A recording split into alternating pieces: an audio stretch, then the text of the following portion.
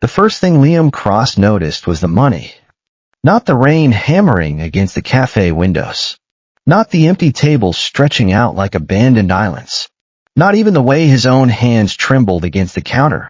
Too much suppressant, too little sleep, and the dull ache of another heat barely held at bay. It was the single bill, placed on the counter by a child who looked far too young to be wandering alone at 11 o'clock at night. The boy couldn't have been more than 7.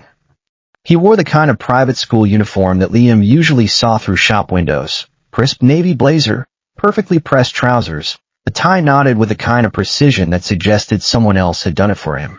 Every seam was neat. Every button gleamed under the fluorescent lights. But the child himself looked like he had run through a war zone. His dark hair was plastered to his forehead. Rain or sweat? Liam couldn't tell. His breathing came in short, uneven gasps. And his eyes, wide and dark and terrified, kept flicking toward the rain-streaked window like he expected something monstrous to come crashing through it at any moment. Liam wiped his hands on his apron and leaned across the counter, keeping his voice soft. "Hey, little one. You lost." The boy flinched like he'd been struck. That reaction, the automatic, full-body recoil, hit Liam somewhere deep in his chest. He'd seen that kind of fear before. He'd worn it himself once before he learned how to hide it behind tired eyes and a harder mouth. The boy didn't answer. His small fingers pushed the $100 bill forward, closer to Liam's hand, like the money itself might protect him from whatever he was running from. His voice cracked when he finally spoke. "Can you?" He swallowed hard. His eyes darted toward the window again. "Can you be my father's Omega today?" Liam froze. For a full 3 seconds, he was certain he'd misheard. The rain was loud against the glass. His suppressant headache was pounding behind his eyes. Maybe exhaustion was finally making him hallucinate. But the boy was still there. Still trembling. Still watching him with that desperate, hopeful terror that no 7-year-old should ever have in their eyes. Outside, cars rolled past in silver streaks through the downpour. Inside, the cafe smelled of stale coffee, burnt sugar, and the faint bitter scent of suppressants leaking through Liam's skin. He'd taken too many this week. He knew he had. But rent was due in 5 days, his mother's hospital bill had gone up again, and his landlord had started leaving notes under his door with increasingly threatening language. Said didn't pay rent. Said didn't keep the lights on. Said had never done anything for Liam except make people want things from him that he wasn't willing to give. The boy swallowed again, harder this time. "Just for today," he whispered. "I can pay." Liam looked at the $100 bill, then back at the child's face. Rich kids didn't beg like that. Rich kids demanded or cried or called drivers who materialized out of thin air. This boy looked like he was bargaining for air itself. "What's your name?" "Leo." "Leo?" Liam repeated gently. "Where are your parents?" The boy's mouth tightened into a thin, stubborn line. "My father is busy. He's always busy." "And your mother?" Leo looked down. His small hands curled into fists at his sides. The silence that followed was louder than the rain. Liam didn't need him to answer after that. He'd seen that silence before, too. The silence of a child who had learned that some questions didn't have answers anymore, or that the answers were too heavy to carry out loud. He came around the counter slowly, careful not to startle him. His joints ached from the suppressants, and his skin felt too tight over his bones, but he crouched down anyway, bringing himself to the boy's eye level. "I'm Liam," he said quietly. "You can keep your money." Leo's eyes widened. For a moment, Liam thought the boy might actually cry. But he didn't. Instead, he suddenly grabbed the sleeve of Liam's apron, small fingers curling into the cheap fabric with desperate, bone-deep intensity. "Please don't call anyone," Leo said, his voice cracking again. "They'll take me back before the family event starts." "What family event?" Leo's grip tightened. "At Arden Hall. Everyone has someone coming today. Parents. Guardians. Bonded partners." His voice grew smaller with each word, like he was shrinking inside his own skin. "They said I shouldn't come if I didn't have an Omega parent. They said people like me make others uncomfortable. Liam's jaw tightened. He knew that kind of cruelty. The wordless kind. The kind spoken by people who wore clean clothes and used polite voices while cutting someone open with surgical precision. He'd grown up on the receiving end of it. The looks, the whispers, the way people's bodies turned slightly away from him when they caught his scent, before the suppressants, before he learned to bury himself so deep that even he sometimes forgot what he naturally smelled like. In this world, alphas ruled most rooms. Omegas were measured by their usefulness, by their scent, their fertility, their willingness to submit. And people who didn't fit neatly into either expectation were treated like defects. A child should never have learned that lesson so early. Leo leaned closer to him, almost unconsciously, and breathed in near Liam's wrist. Liam stiffened. Leo's eyes filled with tears. Your scent doesn't hurt. Something in Liam's chest twisted painfully. Most people barely noticed his real scent anymore. He buried it under cheap suppressants and double shifts and sleepless nights, until even he sometimes forgot that beneath all the chemicals, his natural pheromones were something softer, warm, like honey and rain and the first breath of spring after a long winter. But this child noticed. More than noticed, he clung to it like warmth, like safety, like something he'd been searching for without knowing how to name it. Liam looked toward the back room, where his manager was counting receipts and complaining about labor costs. He made a decision before he could talk himself out of it. I'm taking my break, he called out. His manager shouted something irritated in return, something about how he'd already taken his break, how he was lucky to have a job at all, how megas like him should be grateful for any work they could get. Liam had already untied his apron. He took Leo's small hand in his and gave the boy a firm look. I'm not your father's Omega, he said carefully. I'm not lying to anyone who asks too many legal questions. But I can stand beside you today. As a friend. Nothing more. Leo's fingers curled tightly around his. For today, he agreed quickly. Just for today. Thank you. Thank you. Liam squeezed his hand once, then let go long enough to grab his coat from the hook by the back door. It was old, threadbare at the elbows, and it smelled like the suppressant patches he wore under his sleeves. But it would have to do. Arden Hall Academy was only a few blocks away, but it felt like another country. The gates were tall, black, and polished to a mirror shine, with guards who looked at Liam's worn coat before they looked at his face. One of them frowned, stepping forward with his hand already raised. This is a private event, he said flatly. Leo stepped in front of Liam before he could respond. He's with me. The guard's eyes flickered with recognition. Master Leo. He stepped aside immediately, though his gaze lingered on Liam with barely concealed suspicion. Beyond the gates, the school lawn had been transformed into something out of a magazine. White tents glowed with warm lights. Catered food steamed on long tables draped in linen. Soft music drifted through the rain-damp air, competing with a murmur of expensive perfume and even more expensive conversations. Families moved through the space like they'd been arranged for a photograph. Mothers with perfect hair, fathers with perfect posture, children who stood exactly where they were supposed to stand and smiled exactly when they were supposed to smile. The moment Liam stepped onto the grass with Leo, the conversations around them thinned. He felt the stares immediately. An Omega in cheap shoes, standing beside a child from Old Money. A scent that didn't match the room, warm and soft beneath the chemical bite of suppressants, standing out like a wildflower in a field of artificial roses. Leo's grip tightened on his hand. His small shoulders curled inward, curling toward Liam like he expected every whisper to become a slap. Liam bent slightly and murmured against his hair, "Keep walking. You didn't do anything wrong." A woman near the refreshment table gave them a long, appraising look before smiling in a way that didn't reach her eyes. Her son stood beside her, staring openly at Leo with the unapologetic curiosity of a child who had never been taught otherwise. "Well," she said, her voice bright and sharp, "Leo Vermont actually came." How surprising. Liam felt the name land like a stone dropping into still water. Vermont. Even someone like him, someone who worked double shifts in a cafe, and tried very hard to stay away from power, from money, from the kind of people who looked at omegas like commodities. Knew that name. Shipping empire. Private security. Political donations that bought and sold governments. And rumors. Dark, ugly rumors that made people stop speaking mid-sentence when the name appeared in conversation. Leo tried to hide behind him. The woman's gaze slid over Liam, assessing and dismissing in the same breath. And who is this? A hired Omega. A few nearby parents pretended not to listen, which meant they were listening very closely.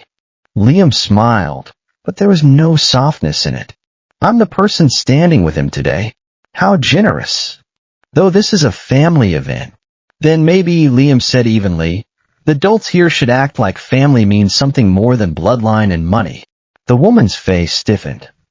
Liam continued before she could recover. If you have a problem with me, speak to me. Don't corner a child because it makes you feel important. For a few seconds, no one spoke. Then Leo looked up at Liam like he had just done something impossible. His eyes were wide, wet, and shimmering with something that looked terrifyingly like hope. You're not scared of them, he whispered. Liam squeezed his hand. I'm working on it. That made Leo laugh. It was small at first, almost startled out of him, like he hadn't expected the sound to escape. But it grew into something real, something bright, and Liam felt a dozen pairs of eyes turn toward them at the sound. Let them look, he thought. Let them whisper. For the next hour, Liam let Leo choose everything. They painted a ceramic cup together, badly. Leo's was a lopsided monster with too many eyes, and Liam's was supposed to be a cat but looked more like a potato with ears. Leo laughed again when Liam held it up with exaggerated pride. They ate little sandwiches that tasted expensive and somehow boring, and Leo made a face at the caviar before sneaking it onto Liam's plate. Leo told him which teachers were kind, the art teacher, the librarian, and which classmates only pretended to be most of them. He talked about his favorite books, about a stray cat he'd named Sir Whiskers who lived near the back gate, about how he wished he could have a dog, but his father said no because dogs were messy and unpredictable and didn't fit the aesthetic. Slowly, Leo's shoulders lowered. Slowly, he stopped checking the gate every few seconds. Slowly, the tension in his small body began to unspool, like a knot finally being loosened after years of being pulled too tight. At one point, Leo leaned against Liam's side, a casual, unconscious movement, like he'd been doing it his whole life, and said, when I'm near you, I don't feel like something is wrong with me. Liam had no clever answer to that. No sarcastic deflection, no self-deprecating joke. He only rested a hand on the boy's head and said quietly, there's nothing wrong with you, Leo. There never was. Leo smiled. Not the careful practice smile he'd worn when they first arrived. A real one. The kind that crinkled the corners of his eyes and made him look, for the first time, like the child he should have been allowed to be. Then the music stopped. Not faded. Stopped. Like someone had reached out and cut the sound off at its source. The entire lawn seemed to lose its breath at once. Liam turned toward the gate. 3 black SUVs rolled through the entrance and stopped exactly where cars were absolutely not supposed to stop. Right in the middle of the path, blocking the flow of guests, their headlights cutting through the rain like searchlights. Doors opened in perfect sequence. Men in dark suits stepped out, scanning the crowd with the cold efficiency of people trained to end problems before they began. Their hands stayed near their jackets, near places where Liam suspected holsters lived. Then the air changed. It pressed down over the lawn, heavy and unmistakable. Not alpha, not beta, not anything Liam had ever felt before. It was deeper, colder, sharper, and far, far more dangerous. It made several Omegas stumble back, their hands flying to their mouths. One parent dropped a glass, the crystal shattering against the grass. Even the alphas nearby went rigid, their instincts recognizing something above them on the chain, something that made their own dominant pheromone shrink back in submission. Leo made a broken sound and grabbed Liam's coat with both hands, his small body pressing so close that Liam could feel his heart pounding through the fabric. He found me, Leo whispered. From the center vehicle, a man stepped out. No one needed to announce him. The space itself seemed to make room, bodies shifting, eyes lowering, conversations dying in throats. Dorian Blackwood, Leo's father. The enigma whose name had turned a 7-year-old boy into a trembling shadow of a child. He was tall, taller than Liam had expected, though he wasn't sure what he'd expected. His suit was black, immaculate, probably worth more than Liam's entire apartment. His dark hair was slicked back from a face that looked like it had been carved from marble and then left out in the cold too long. Sharp cheekbones, a jaw that could cut glass, and eyes pale, pale gray, like winter sky before a storm. His gaze swept across the lawn once, dismissing everyone and everything until it landed on Leo. Then it moved to Liam. For one sharp, terrifying second, Liam forgot how to breathe. Dorian's expression didn't change. His face remained perfectly blank, perfectly controlled. But his pheromones did. They narrowed, focused, and wrapped around Liam like a warning, cold and possessive and impossibly powerful. Leo? Dorian's voice was low, controlled, and utterly without warmth. Come here. Leo shook his head against Liam's side. Liam knew he should step away. Every survival instinct in his body screamed at him to move, to bow, to apologize, to disappear before this man decided he was a problem to be eliminated. Instead, he placed himself more firmly in front of the child. Dorian's eyes locked onto him. And you are. Liam's heart was hammering so hard it hurt. His suppressant headache had sharpened into something vicious behind his eyes. But his voice came out steady enough when he answered. The person your son asked for when he was scared. The silence that followed was absolute. Dorian Blackwood looked at the poor Omega shielding his child, at Liam's worn coat, his tired eyes, his trembling hands that he couldn't quite hide, and for the first time, the danger in his pale gaze was joined by something else. Recognition. Because Leo wasn't crying from fear anymore. He was clinging to Liam like he had finally found somewhere safe. And Dorian had clearly noticed. The enigma's jaw tightened almost imperceptibly. His pheromones shifted again, still cold, still controlled, but edged with something that might have been curiosity. Or confusion. Or something else entirely, something Liam couldn't name and didn't want to. We're leaving, Dorian said. Leo's arms tightened around Liam's waist.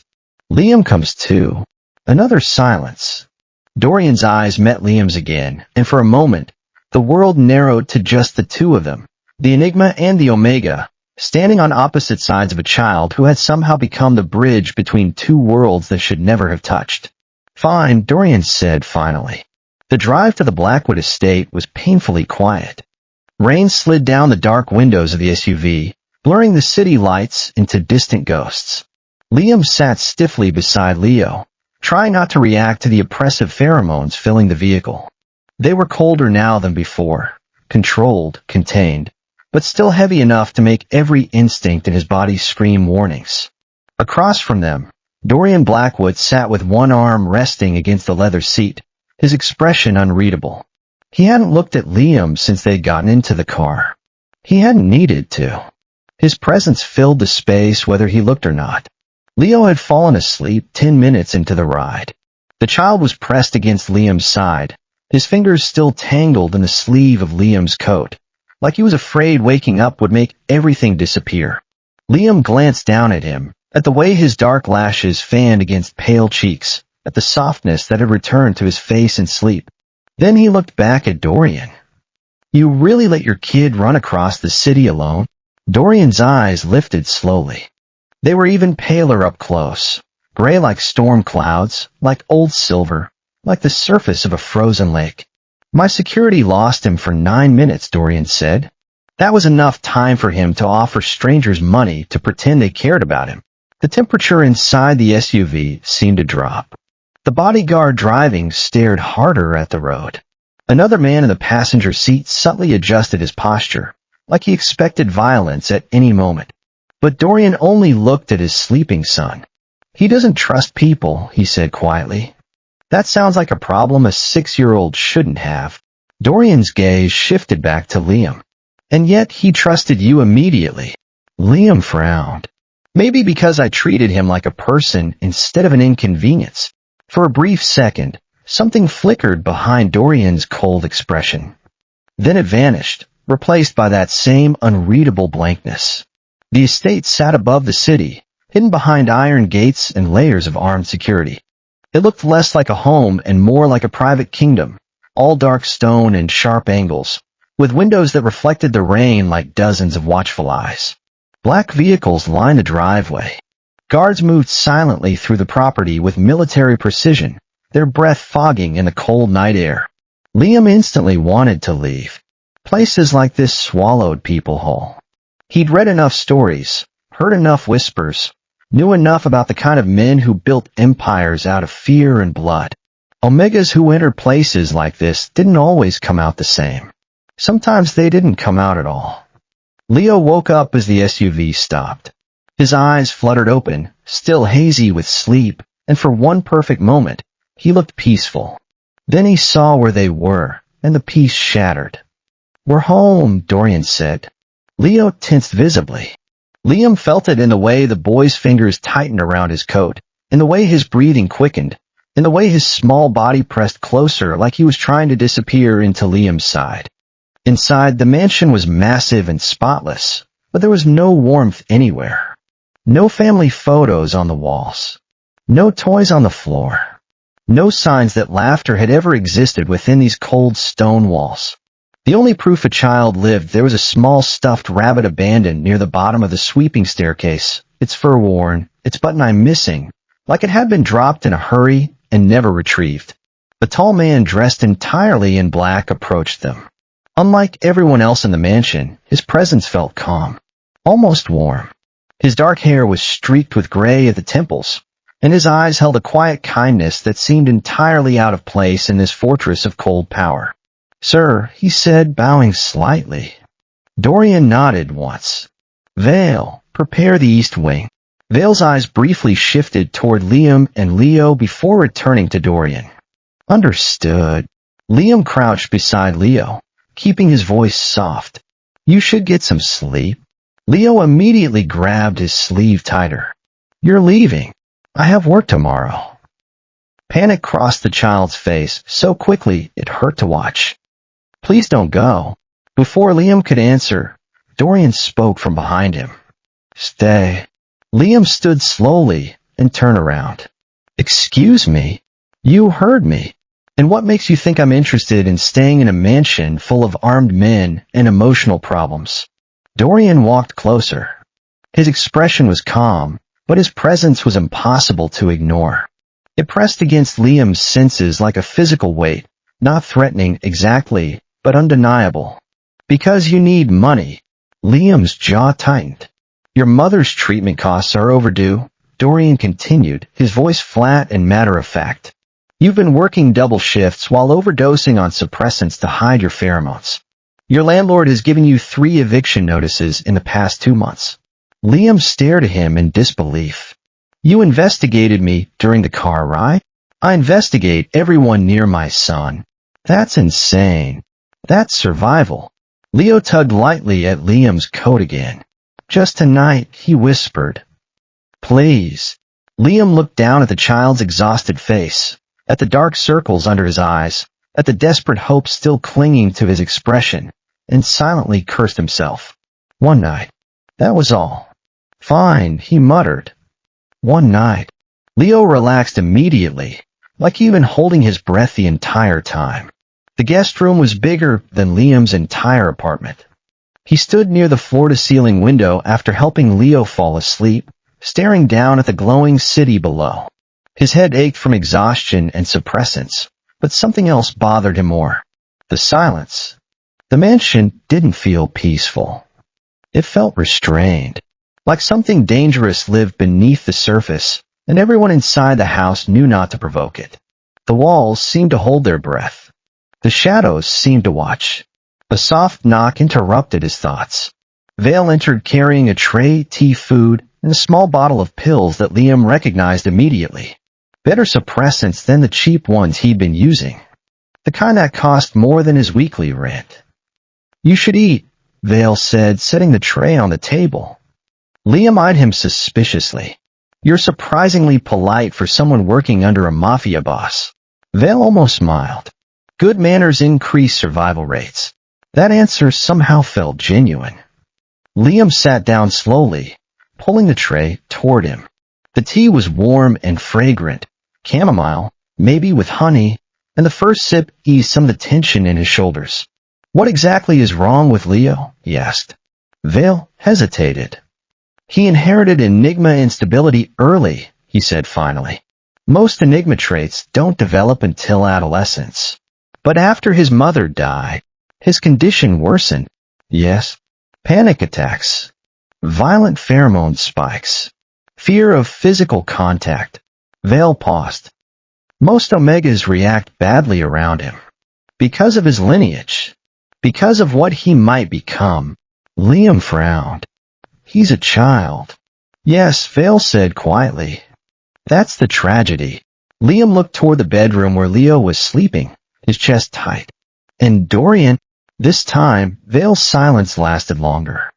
Sir has stronger control than most Enigmas, he finally said. But control is not the same thing as stability. Before Liam could ask more, the lights flickered. Then something shattered downstairs. A second later, the entire mansion changed. The pressure hit first. Cold, heavy, violent. Liam's body locked up instantly as overwhelming pheromones flooded the halls. His instincts screamed danger so loudly that his vision blurred at the edges. Somewhere below, guards were shouting. Foot pounded against marble floors. A door slammed. Vale cursed softly under his breath. Stay here. What's happening? Instability episode. Another crash echoed through the mansion. Glass breaking, furniture splintering. Then came the sound of someone breathing hard below, like they were forcing themselves not to lose control, like every breath was a battle. Leo whimpered in his sleep, his small body curling into a tight ball. Without thinking, Liam moved toward the door. Vale blocked him immediately. Bad idea. If this keeps going, Leo is going to wake up terrified. And if you go down there, you could get hurt. Liam ignored him and stepped into the hallway anyway. The deeper he walked into the mansion, the stronger the pheromones became. They wrapped around his throat like invisible hands, cold and suffocating and filled with something that felt like rage and fear and desperation all tangled together. Several guards stood outside a destroyed room downstairs, their faces pale, none of them willing to enter. Broken glass glittered on the marble floor. The table lay on its side, one of its legs snapped clean off. Inside the room, Dorian stood alone. His back was to the door, his shoulders rigid, his breathing ragged. Blood dripped steadily from his hands. From his palm, Liam realized, where his fingers were wrapped around a shard of broken glass. He had driven it into his own skin. To stay in control. The realization hit Liam harder than he expected. Harder than it should have. Because he knew what it meant. He knew what it cost to hurt yourself just to keep from hurting anyone else. Dorian noticed him instantly. His head turned, and his pale gray eyes locked onto Liam with enough intensity to stop him mid-step. Leave, Dorian said. His voice was rougher now, stripped of its usual cold control. Liam frowned. You're hurt. I said leave. The pressure in the room intensified violently. The pheromones surged, and Liam felt his knees buckle slightly under the weight of them. Every instinct told him to run, to turn around, to go back upstairs, to pretend he hadn't seen anything. Instead, he stepped closer. Dorian froze. Not from anger. From surprise. Liam's real scent had reached him. The suppressants in Liam's system were failing. He could feel it happening, the chemical barrier crumbling, his natural pheromones slipping through the cracks. Warm and soft and sweet, like honey and rain in spring after winter. The effect was immediate. The unstable pheromones in the room eased slightly. The pressure lessened. The rage and fear and desperation that had been choking the air began to settle, just a little, like a storm finally beginning to pass. The guards outside noticed. So did Vale, who had followed at a careful distance. But Dorian's expression darkened instead of relaxing. "Why are you still here?" he asked quietly. Liam glanced at the blood dripping down Dorian's hand. "Because you're bleeding all over your expensive floor."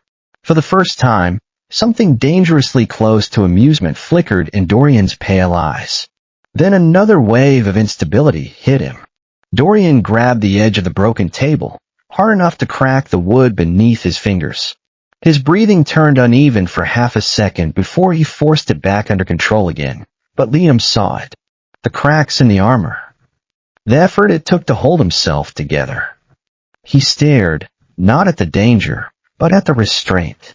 Dorian would rather destroy himself than lose control near his son. That mattered more than Liam wanted it to. Dorian slowly lifted his gaze toward him again. His pheromones were still unstable, still dangerous, but there was something else beneath them now. Something hungry. "Stop taking suppressants," he said quietly. Liam blinked. "What?" Dorian stepped closer. The scent of blood and rain and cold pheromones wrapped around the space between them. His voice dropped into something dangerously raw. "Your real scent," he said. "It's the only thing that calms me down." Liam stayed at the Blackwood estate for 3 days before he realized he had already become part of its routine.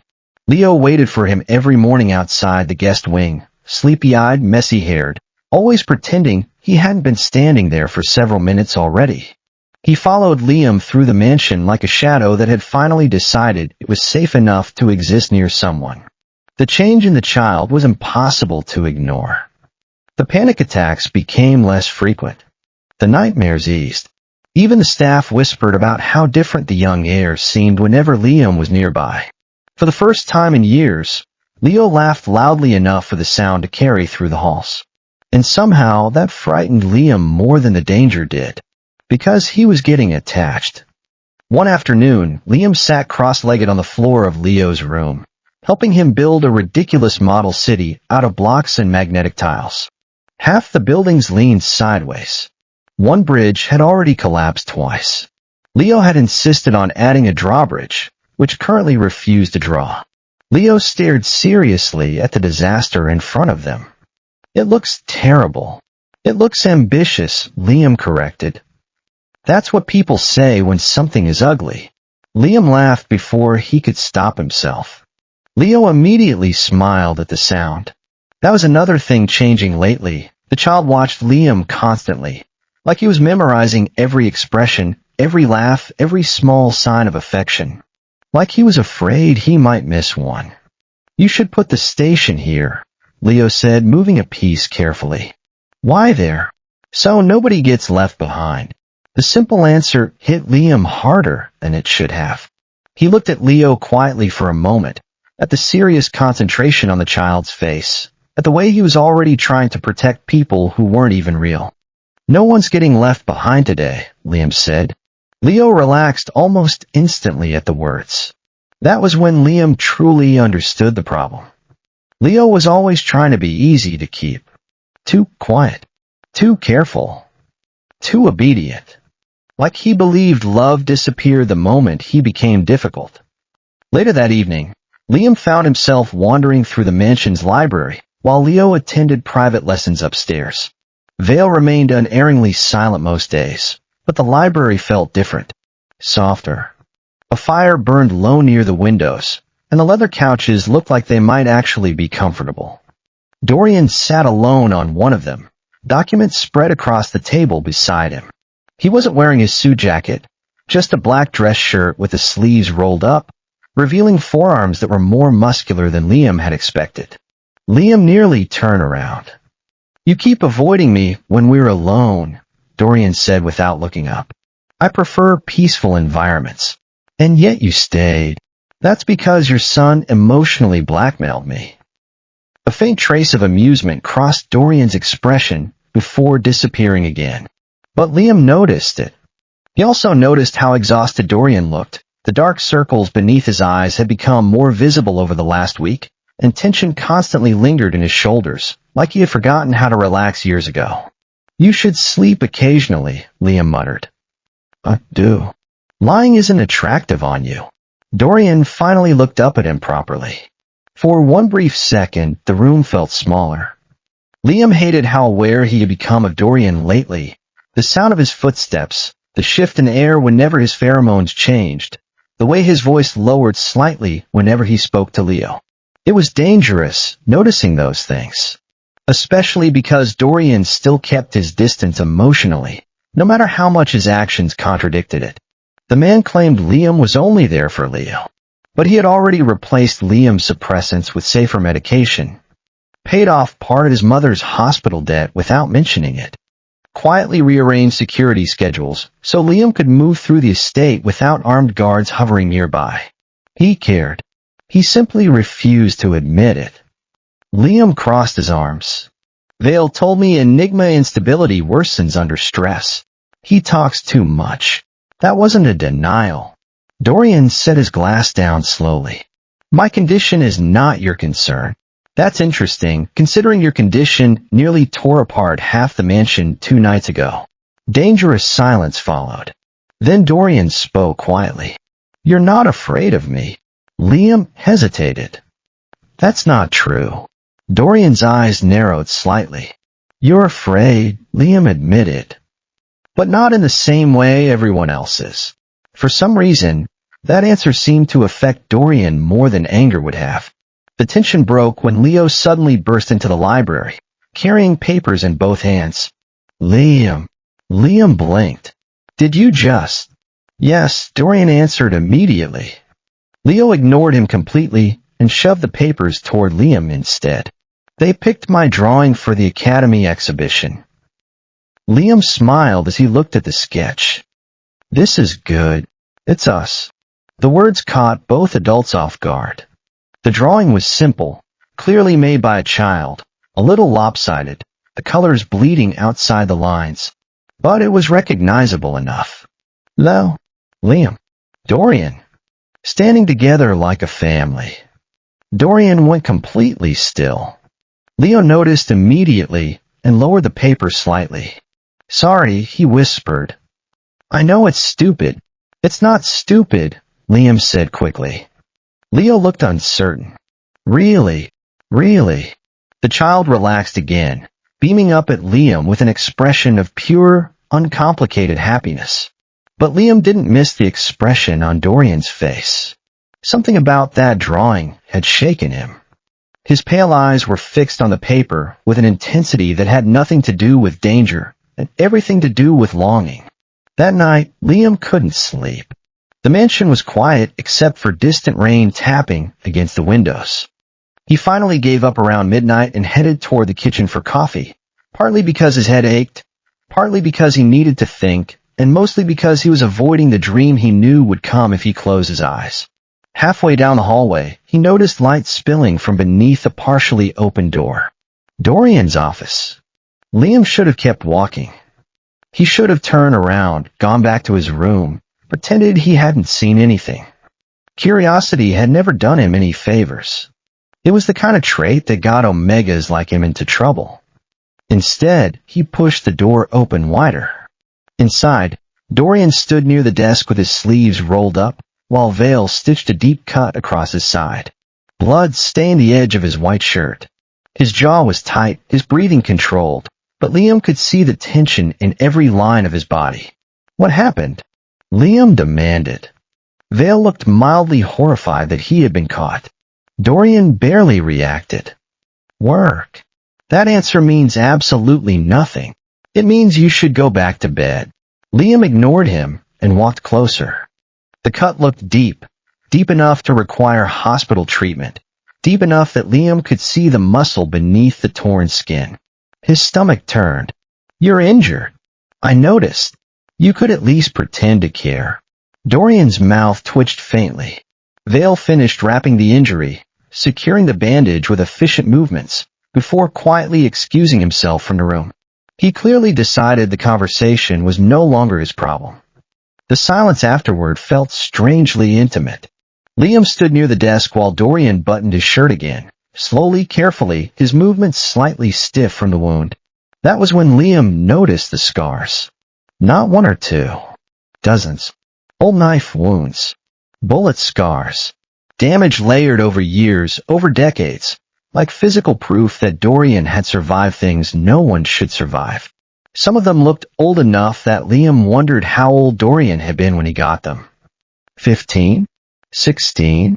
Younger? Before thinking better of it, Liam reached out and lightly touched one near his collarbone. Dorian froze instantly. "Does it still hurt?" Liam asked softly. Dorian looked down at Liam's hand against his scar. His expression was unreadable, but his pheromones weren't. They had gone quiet, uncertain, like they didn't know how to respond to being touched instead of feared. "I don't remember," he said. The answer hurt more than if he had admitted pain. Liam's fingers lingered there for half a second longer. People are supposed to remember things like that. Dorian slowly lifted his eyes to him. For the first time since meeting him, Liam saw something terrifyingly human beneath the cold control. Loneliness. Not the temporary kind, the bone-deep, soul-crushing kind.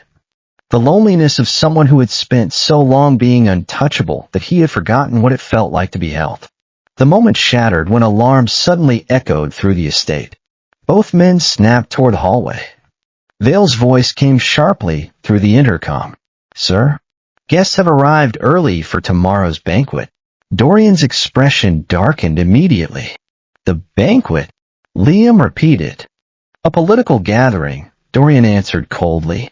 "The kind involving people who smile while deciding who becomes disposable next." "That sounds exhausting." "It is." The next evening, the estate transformed completely. Politicians, executives, powerful alphas, dangerous people wrapped in expensive clothing and fake manners. Liam already hated every second of it. He faded near the edge of the ballroom, watching from the shadows while Leo remained upstairs with enhanced security. Vale had assured him the child was safe, multiple guards, locked doors, escape routes planned for every conceivable scenario. Liam didn't trust it. But he also didn't have a choice. Dorian moved through the crowd like a shark through still water, calm, untouchable, surrounded by people who either wanted something from him or feared him enough to pretend they didn't. His pheromones were controlled, cold, barely detectable beneath the layers of expensive cologne and desperate ambition. But Liam noticed how every conversation subtly revolved around dominance. Power recognized power. And everyone in the room feared Dorian. Then a tall alpha approached Liam. He was handsome in the way that wealthy men often were, good bone structure, expensive clothes, empty eyes. His smile was overly charming, the kind that had probably worked on plenty of Omegas who didn't know any better. "You must be the Omega everyone's talking about," he said. Liam immediately disliked him. "And you must be the reason warning labels exist." The alpha laughed, stepping closer than necessary. His pheromones pushed forward intentionally, aggressive, invasive, the kind of power play that alphas use to test boundaries. "You know," he said, his voice dropping, "I've been curious about your scent all evening." The moment his pheromones touched Liam's skin, Liam's body stiffened. Wrong. Too aggressive. Too invasive. His instincts screamed at him to run, to submit, to disappear. But he couldn't move. The alpha's presence pressed against him like a wall, and the suppressants in his system, the new ones, the expensive ones Dorian had provided, seemed to falter under the assault. Before he could step away, another presence slammed into the room. Cold, violent, terrifying. The entire ballroom went silent. Dorian stood across the room, staring directly at them. His pale gray eyes had gone dark, darker than Liam had ever seen them, dark like storm clouds before a hurricane. His pheromones flooded the space in a wave of pure, possessive fury. The alpha stepped back immediately, his face going pale. Blackwood. Dorian didn't speak. He didn't need to. His pheromones said everything. Mine. The word wasn't spoken aloud. It didn't need to be. It was carved into the air itself, into the pressure pressing down on every person in the room, into the way the alpha's hands came up in instinctive surrender. Liam's heart pounded. His breath came in short, uneven gasps. Not from fear, or not entirely from fear. Because for the first time since meeting him, Liam realized something dangerous.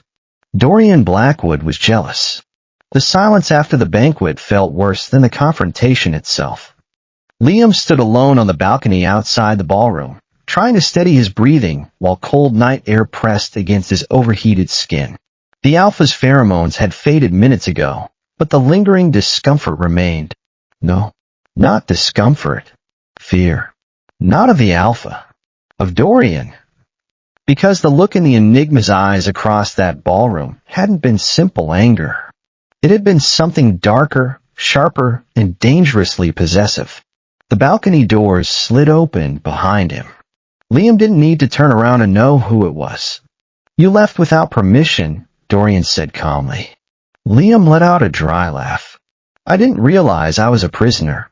You're under my protection. That sounds disturbingly similar. Dorian stepped closer. The familiar cold pressure of his pheromones wrapped around the space between them. It should have frightened Liam by now. But somehow it only made his pulse louder. That alpha touched you intentionally, Dorian said. He barely brushed my arm. He pushed pheromones at you. And you nearly terrified an entire ballroom because of it. A dangerous silence followed. Liam finally turned around. Dorian stood only a few feet away now, still dressed in black from the banquet, still impossibly composed on the surface.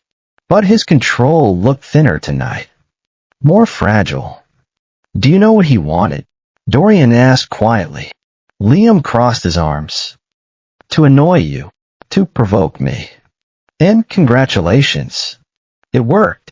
For the first time, irritation cracked through Dorian's calm expression. You continue to underestimate how dangerous this world is, Dorian said. And you continue to think fear solves everything. Dorian moved suddenly, not violently, but fast. 1 second there was distance between them, and the next Liam's back was against the balcony wall with Dorian standing directly in front of him. The air turned heavy instantly.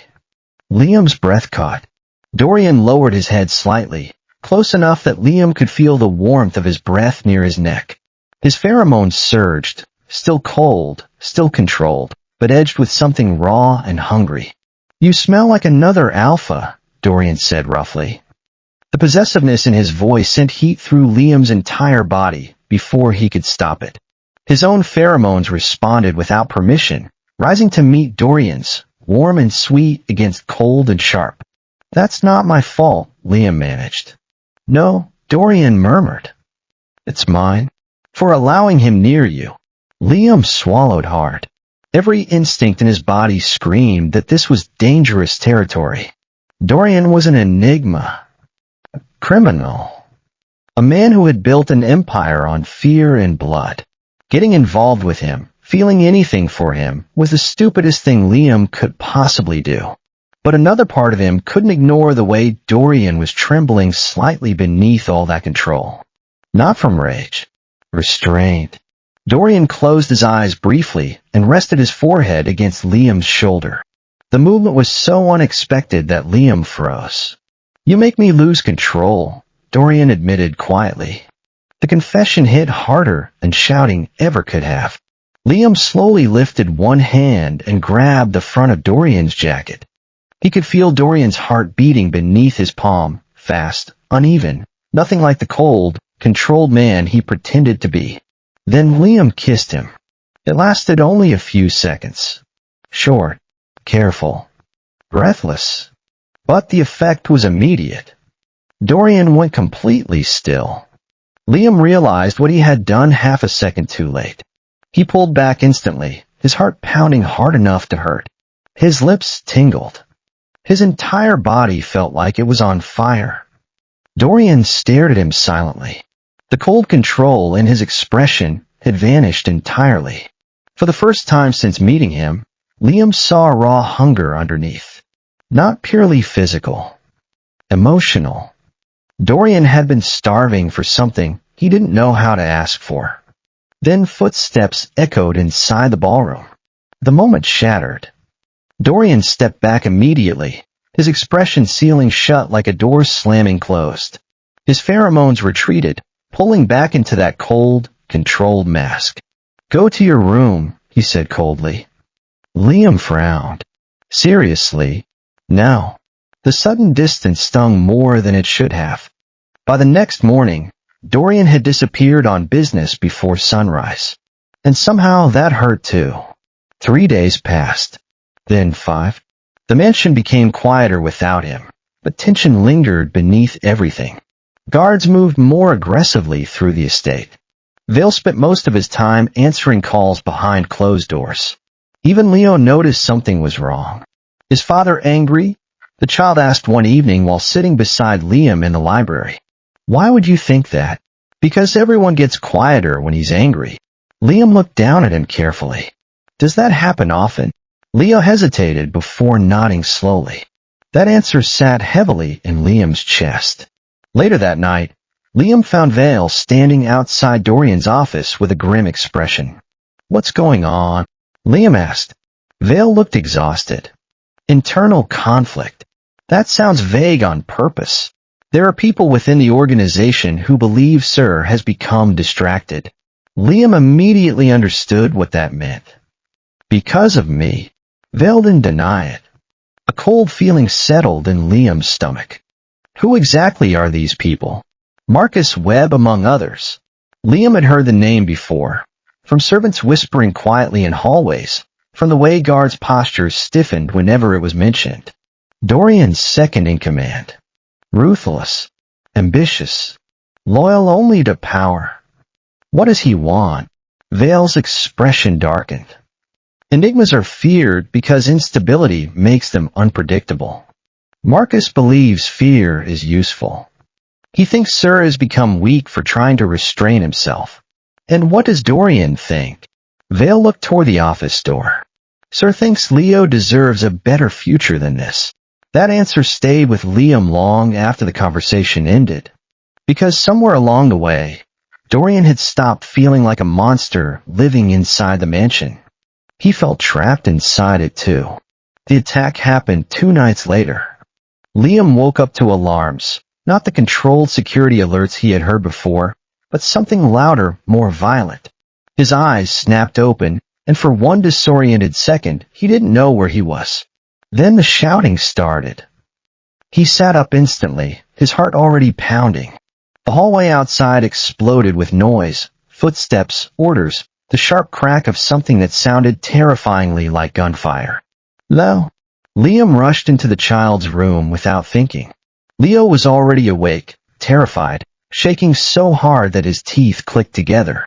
His small hands were pressed over his ears, and his eyes were wide and glassy with fear. Liam, he whispered. I'm here. Liam crossed the room in 3 strides and pulled Leo against his chest. I'm right here. It's okay. Another gunshot echoed somewhere below. The mansion lights flickered once before emergency systems activated, bathing the halls in red. The emergency lights turned everything the color of blood. Liam grabbed Leo's hand. We're getting out of here. But before they reached the door, it burst open. 3 armed men stormed inside. Leo cried out in fear and immediately hid behind Liam, his small body pressed so close that Liam could feel his heart hammering. One of the men grabbed Liam roughly by the arm. Found them. Liam fought instantly, shoving Leo behind him while trying to wrench free. Don't touch him.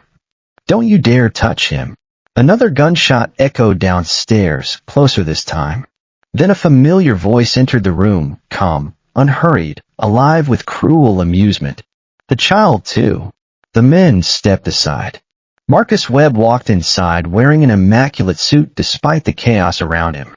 His expression was relaxed, almost friendly, as he studied Liam like a collector examining a new acquisition. So Marcus said softly, "This is the Omega." Liam glared at him. "You broke into a house full of children and guards just to say hello?"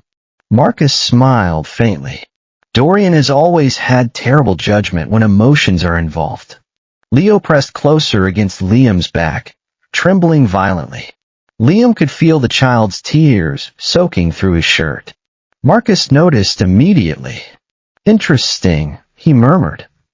"Even the boy reacts differently around you."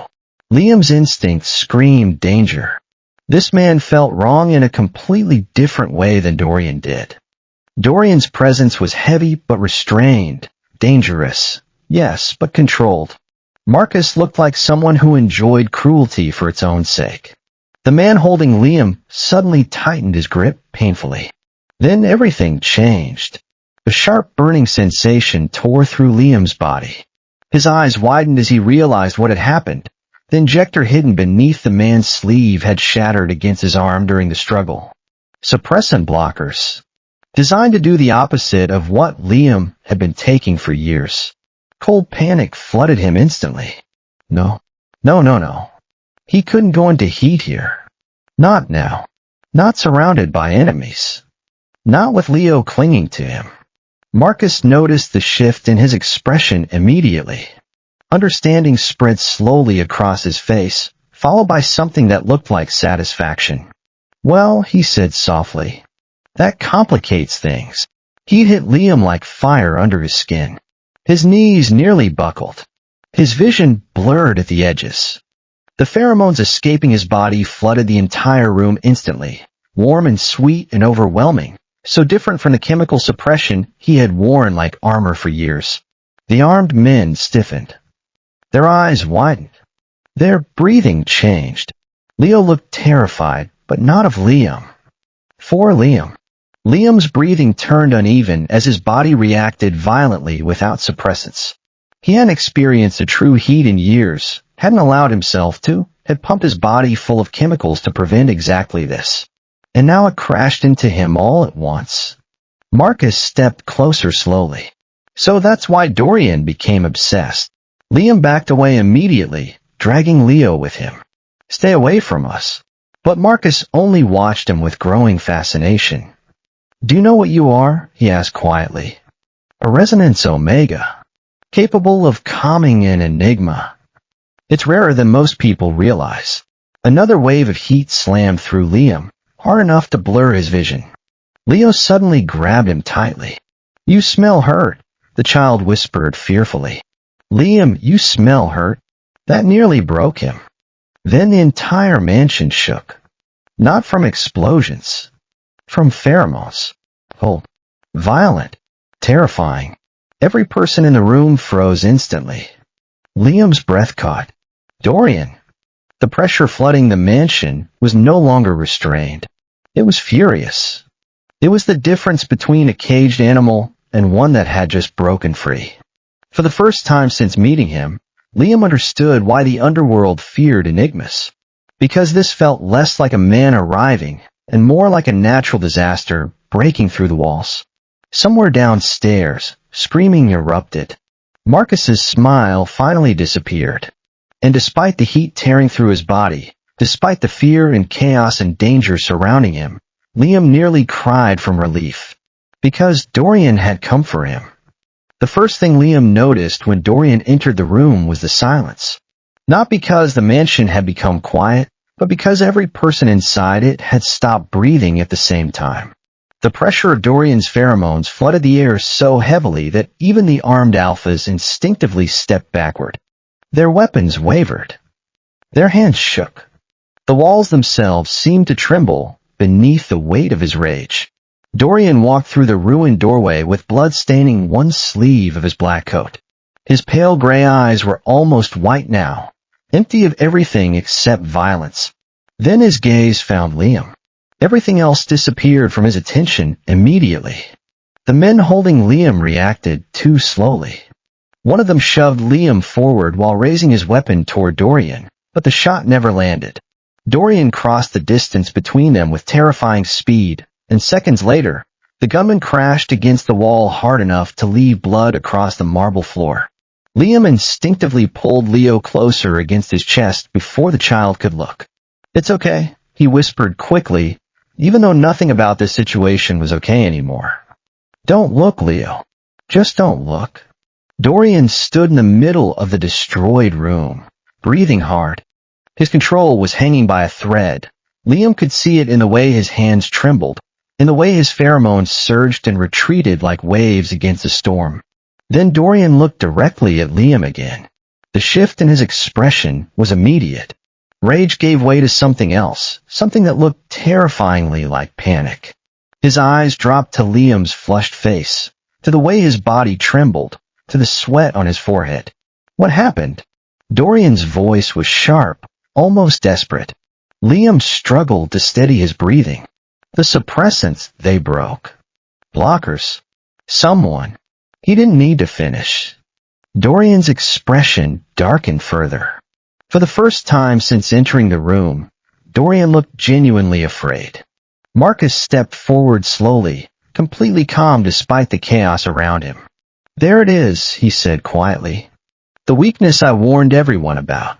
Dorian's gaze moved toward him with enough hostility to make the guards nearest the door retreat another step. "You brought armed men into my home," Dorian said. "Near my son." Marcus shrugged. "Your judgment has been compromised for months. Everyone in the organization can see it. You were once feared because you understood that power mattered more than attachment. You think terror makes you strong. I think love makes people predictable." Liam could already feel the heat worsening beneath his skin. Without suppressants, every instinct in his body felt painfully exposed.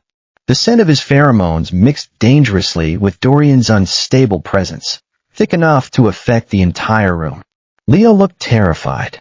Not of Dorian, of losing him. The child suddenly grabbed the sleeve of Dorian's coat with shaking hands. "Please stop fighting," he whispered. "Please. I don't want you to disappear again." That single sentence changed something in Dorian immediately. Liam saw it happen in real time. The fury in his expression cracked, just enough for exhaustion to show through instead. Marcus noticed too. His voice became colder. "Look at yourself." An enigma feared across the entire West Coast, brought to his knees by a child in an Omega. Dorian slowly crouched in front of Leo, without taking his eyes off Marcus. "You should leave the room," he told the child quietly. Leo shook his head immediately. "No, Leo, I don't want you to disappear again." The words landed harder than any weapon could have. Dorian went completely still. Liam felt his chest tighten painfully as he looked down at the child clinging to Dorian's sleeve. Leo was trying not to cry, but fear had already started breaking through his voice. "I don't care about the house," Leo whispered. "I don't care about the people downstairs. I just want you and Liam to stay." For several long seconds, nobody spoke. Then Marcus laughed softly. "This is exactly why enigmas should never pretend to be human." Dorian stood slowly. When he spoke again, his voice had become frighteningly calm. "You killed her because she wanted to leave." Marcus's smile faded slightly. Liam looked between them in confusion, before realization slowly settled into place. Leo's mother. Marcus sighed, as if discussing an old inconvenience. She became emotional. She wanted to run away with the child before he inherited his birthright. "You know as well as I do that weakness spreads." Leo stared at him in horror. Dorian's hands curled into fists, tight enough that blood began dripping from his injured palm again. For the first time since meeting him, Liam truly understood how much control Dorian usually maintained over himself. The violence inside him had always existed. He had simply spent years chaining it down. Marcus stepped closer. "You built this empire because you understood fear. Don't destroy everything now, because an Omega soothed your instincts." Dorian looked at Liam briefly before answering. "He did more than that." The room fell silent again. Dorian's voice lowered, but every word landed with crushing weight. "He made my son laugh again." Liam felt his breath catch. "He made this house feel like something other than a prison," Dorian continued. "And for the first time in years, Leo stopped looking at me like he expected me to vanish." Marcus's expression hardened. "You're willing to destroy your entire organization over this?" Dorian finally turned fully toward him. "No," he answered quietly. "I'm willing to destroy it because I finally understand what it destroyed first." Something shifted in the room after that. The loyalty of several guards visibly wavered. Some lowered their weapons. Others looked uncertain, exchanging glances with each other. For the first time since the attack began, Marcus noticed. His expression tightened. "You're making a mistake." Dorian's expression became cold again, but this time it was different. Cleaner. More certain. "No," he said. "I made mistakes when I convinced myself that power could protect people." Without warning, Marcus reached for his gun. The shot rang through the room. Liam instinctively pulled Leo downward while chaos erupted again around them. Guards moved. Furniture shattered. Someone screamed downstairs. But Dorian never hesitated. By the time the noise settled, Marcus was on the floor, bleeding heavily beside the broken remains of the desk. His chest rose and fell in shallow, uneven gasps. His eyes stared upward with disbelief. "You would really abandon everything for them?" Marcus whispered. Dorian looked toward Liam and Leo before answering. "For the first time in my life," he said quietly, "I finally have something worth being human for." Marcus laughed weakly before blood filled his mouth. Then his body went still. The silence afterward felt unreal. Leo buried his face against Liam immediately, shaking hard from fear and exhaustion. Liam held him tightly, his own body trembling from the heat still burning through his veins, watching Dorian stand alone in the middle of the destroyed room. The most feared enigma in the city suddenly looked unbearably tired. Hours later, federal agents flooded the estate. Not because they had discovered the organization themselves, but because Dorian had called them personally. Vale stared at him in stunned disbelief while encrypted files, financial records, and criminal ledgers were carried out of the mansion one after another. The staff watched from the shadows, whispering among themselves. "You're really doing this," Vale said quietly. Dorian removed the signet ring from his hand and placed it on the desk beside him. "Yes. The entire empire. It will collapse." Dorian's voice was calm, final. "It should." Liam stood silently nearby, while Leo slept against his shoulder upstairs. He watched Dorian hand over everything he had built. Shipping routes, political connections, underground accounts, corrupt officials, every secret. Years of power disappeared in a single night. When the final agents finally left near sunrise, the mansion felt emptier than ever before. Dorian stepped onto the balcony outside the ruined office and stared down at the city below. His silhouette was sharp against the pale dawn sky, still dangerous, still impossibly composed, but softer somehow. Liam walked over slowly before stopping beside him. "You just destroyed your entire life," he said quietly. Dorian looked at him for a long moment. His pale gray eyes were tired, but there was something new in them. Something that looked almost like hope. Then his gaze softened in a way Liam had never seen before. "No," Dorian answered. "I destroyed the thing that was keeping me from having one." The ocean sounded different from the city. In the city, noise never truly disappeared.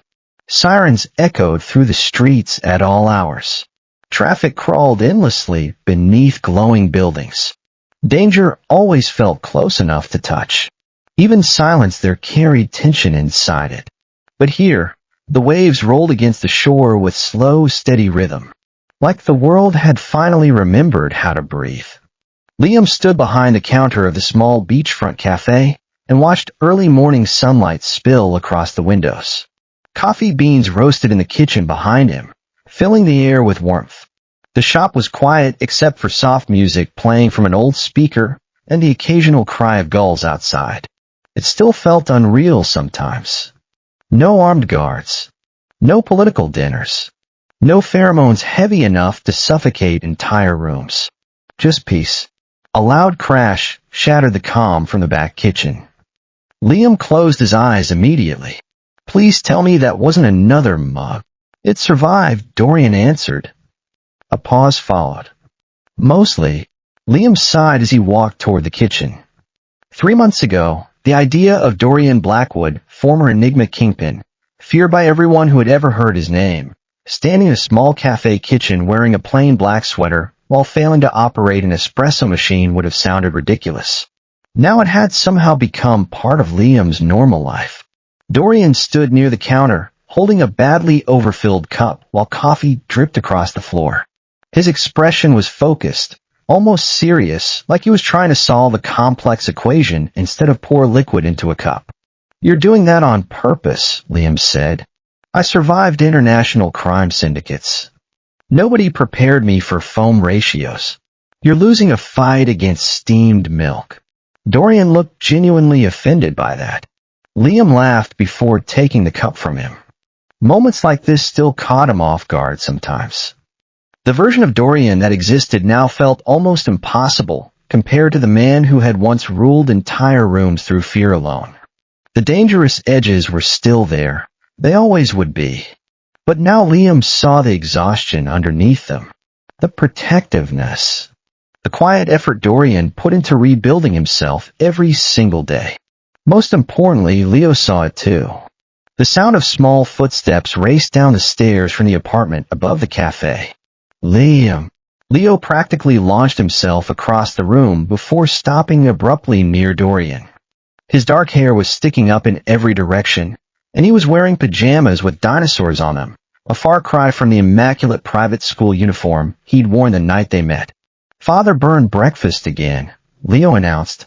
Dorian frowned slightly. Burned is a strong word. There was smoke. It was controlled smoke. Leo immediately looked at Liam with complete seriousness. "He's lying." Liam laughed again as he ruffled the child's hair.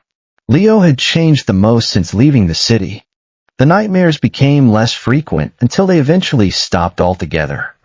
The constant tension in his small body slowly disappeared. He no longer flinched when people approached him unexpectedly. And for the first time in his life, he had started making friends at school. More importantly, he had stopped trying so hard to be perfect.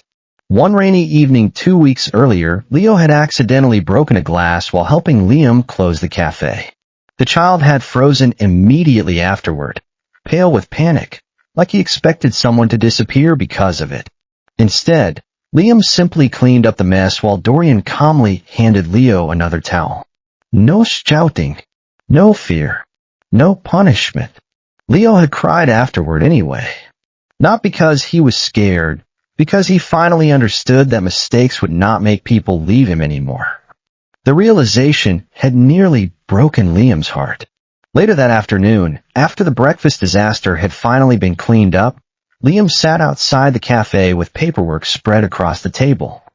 Leo played near the shoreline collecting shells, his laughter carried away by the ocean breeze. Dorian stepped outside carrying 2 cups of coffee. "One of these is drinkable," he said, setting one in front of Liam. "That's progress." Dorian sat beside him quietly. The ocean breeze moved through the silence between them, comfortably now. Months ago, Liam would have expected tension every time Dorian got close. Possessiveness. Pressure. The dangerous instability that had once followed him everywhere. But things had changed after the bond formed. Not magically. Dorian still struggled sometimes. There were nights when old instincts resurfaced, especially after stress or exhaustion. But he no longer fought those moments alone. And for the first time in years, his pheromones no longer felt violent. They felt safe. Liam looked down at the faint mark near his collarbone, where Dorian had bonded with him. At first, he had been terrified of it, not because of pain, not because of instinct, but because deep down, Liam had spent most of his life believing that people only stayed while he was useful. The moment he stopped giving them something valuable, they would leave. That belief had followed him for years. But Dorian shattered it slowly, through actions instead of promises. He stayed when Liam argued with him, stayed when Liam doubted him, stayed even after losing everything else. Dorian noticed him staring at the bond mark and reached over, quietly brushing his thumb against the skin beneath it. "You're thinking too loudly again," Dorian murmured. That's rich coming from someone who once treated emotional repression like a personality trait. A faint smile appeared on Dorian's face, rare, soft, and unfairly distracting. Liam still wasn't used to it. Wasn't sure he ever would be. Before either of them could continue, Leo came sprinting back toward the cafe with sand covering his shoes and his face lit up with joy. Look what I found. He held up a crooked shell proudly, presenting it to Liam like it was the most precious treasure in the world. Liam took it carefully. This might be the ugliest shell I've ever seen. Leo gasped dramatically. Father. Liam insulted my treasure. Dorian examined the shell with exaggerated seriousness. I think it has character. You're both impossible. Leo grinned before climbing into the chair beside them, pressing against Liam's side like he belonged there. Like he had always belonged there. For a while, nobody spoke. The three of them simply sat there, listening to the ocean, watching the sunlight dance across the water. Leo's breathing slowly steadied as he relaxed against Liam's arm. Dorian's hand found Liam's under the table, warm, steady, real. These moments still felt fragile sometimes. Like something they had borrowed instead of earned. Like the world might wake up and take them away. But little by little, it started feeling real. That evening, after closing the cafe, Liam walked down toward the shoreline alone while the sky turned orange and gold over the water. The waves lapped at his feet, cool and gentle. He heard footsteps behind him moments later. Dorian stopped beside him, holding something folded in his hand. What is it? Instead of answering immediately, Dorian placed the worn bill carefully into Liam's palm. The same $100 Leo had pushed across the cafe counter months ago. Liam stared at it silently. The paper was soft now, creased from being folded and unfolded. But it was unmistakably the same bill. He looked up at Dorian. He kept it? Liam asked softly. Dorian nodded once.